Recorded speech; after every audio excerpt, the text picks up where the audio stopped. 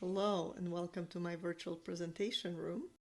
I'm happy to share about my current collaborative project with my friend Svetlana Pritzker, where we have co-created a set of 64 cards with my images and her poems according to the 64 archetypal pattern of the I Ching, the ancient Chinese book of changes.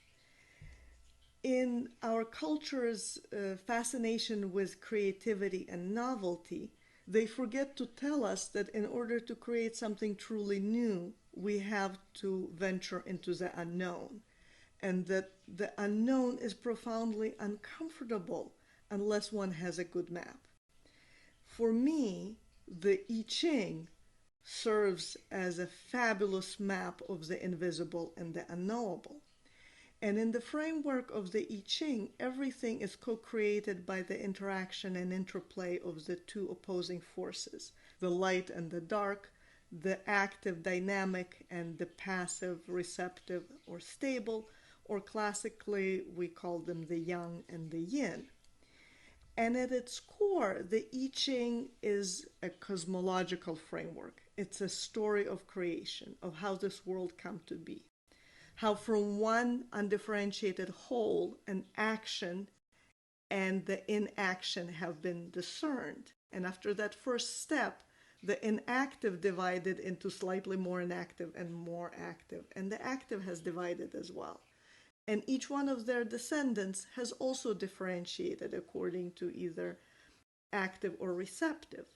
So after 3 steps, we have 8 trigrams consisting of 3 bits of information, and then we take these 8 and we double them up and we create 64 sets of 6 lines. Hence we call them hexagrams.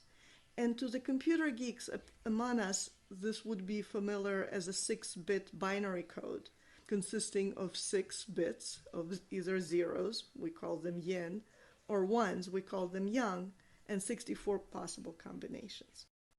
Now to me, these are archetypal energy flow patterns.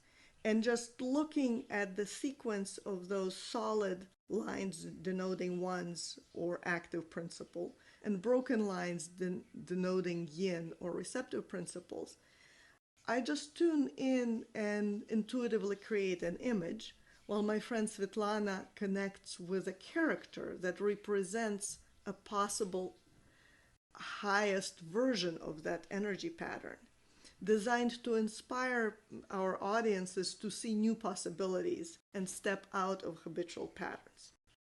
I've also been very fortunate to study with Spring Cheng, who has created a modern framework of how to make I Ching usable for contemporary leaders by looking at the interaction between an individual and their environment, and by describing in modern terms how the 6 lines refer to the 3 planes of existence. The dense plane, referring to our physical embodied experiential dimension on Earth. The light plane that refers to our mind and our imagination, our connection with the unknown. And the middle plane where that human drama of connecting heaven and earth plays out. And as I share the 4 endpoints of this journey, the 4 foundational hexagrams. Hexagram number 1 of 6 active lines, denoting that ultimate act of creation and self-expression. In the interplay with hexagram number 2, referring to the universal receptive principle that listens to the creative impulse and nurtures and supports it. And how that arc, that journey, culminates in hexagram 63, which is about completion and the process of inquiry and active doing that gets us there. And hexagram 64, that beyond completion already imagines the next act of creation, allows for something creative to emerge. So I invite you to follow our project at our website, insightfulcolor.com, and leave us some comments, and please engage with us in this fabulous co-creative journey. Thank you.